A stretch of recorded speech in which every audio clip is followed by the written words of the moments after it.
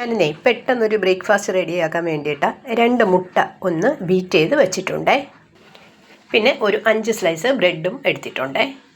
ഒരു പാൻ അടുപ്പി വെച്ചിട്ടുണ്ട്. ഇനി ഈ ബ്രെഡ് നമ്മൾ ബീറ്റ് ചെയ്ത് വെച്ചിരിക്കുന്ന മുട്ടയിൽ ഒന്ന് മുക്കിയിട്ട് ഇതിലോട്ടൊന്ന് വെച്ച് കൊടുക്കാവേ.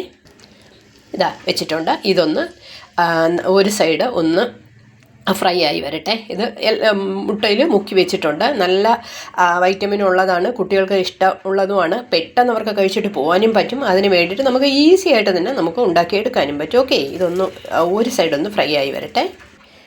നാം എപ്പോഴും ശ്രദ്ധിക്കേണ്ട കാര്യം എന്ന് പറഞ്ഞാൽ ഈ പരന്ന പാത്രത്തിൽ തന്നെ നമ്മൾ മുട്ട ഇങ്ങനെ ഒന്ന് ഒഴിച്ചു. കാരണം നമുക്ക് ബ്രെഡ് പെട്ടെന്ന് മുങ്ങി വരണം എന്നുണ്ടെങ്കിൽ നമ്മൾ പരന്ന പാത്രത്തിൽ തന്നെ നമ്മൾ മുട്ട ബീറ്റ് ചെയ്ത് വയ്ക്കണം. ഓക്കെ, ഇതാ പെട്ടെന്ന് തന്നെ ഒരു സൈഡ് മൊരിഞ്ഞ് കിട്ടിയിട്ടുണ്ട്, മറ സൈഡും മറച്ചിട്ടിട്ടുണ്ട്.